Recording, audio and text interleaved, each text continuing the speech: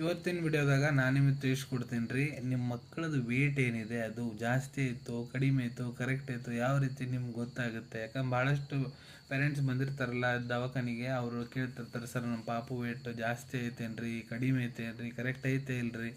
So ಇದು easy method ನೋಡ್ರಿ. ನಿಮ್ಮ ಪಾಪು ಹುಟ್ಟದಾಗ ಎಷ್ಟು ತೂಕ ಇತ್ತು, ಸೊ 5 ತಿಂಗಳು ನಿಮ್ಮ ಪಾಪು ಆಗೋದ್ರಾಗ ಆ ಹುಟ್ಟಿದ ತೂಕದಕ್ಕಿಂತ ಡಬಲ್ ವೇಟ್ ಆಗಿರಬೇಕು. ಉದಾಹರಣೆಗೆ ಹುಟ್ಟದಾಗ 3 kg ಐತಂದ್ರೆ 5ನೇ ತಿಂಗಳು ಬರೋದ್ರಾಗ ಅದು 2 ಪಟ್ಟಾಗಿರ್ಬೇಕು, ಅಂದ್ರೆ 6 kg ಆಗಿರಬೇಕು. 1 ವರ್ಷ ಆಗೋದ್ರಾಗ 3 ಪಟ್ಟಾಗಿರಬೇಕು, ಅಂದ್ರೆ 9 kg ಆಗಿರಬೇಕು. 2 ವರ್ಷ ಅನ್ನೋದ್ರಾಗ 4 ಪಟ್ಟು ಅದ್ರ ವೇಟ್ ಆಗಿರಬೇಕು, ಅಂದ್ರೆ 12 kg ಆಗಿರಬೇಕು. ಸೊ 2ಲಿಂದ 5 ವರ್ಷದ ಮಟ್ಟ ನಿಮ್ಮ ಪಾಪು ಏನಾದರೂ ಐತಂದ್ರೆ ಇದಕ್ಕೊಂದು ಮೆಥಡ್ ಬರ್ತೈತ್ರಿ. ಹುಟ್ಟಿದಾಗ ತೂಕ ಎಷ್ಟಿದೆ ಅದನ್ನು ಇಂಟು 2 ಮಾಡಬೇಕು, ಅದ್ರಾಗ +8 ಮಾಡಬೇಕು. ಸೊ ಅದು ಎಷ್ಟು ಬರ್ತೈತೆ ಅಷ್ಟು ತೂಕ ಇರ್ಬೇಕು ರೀ.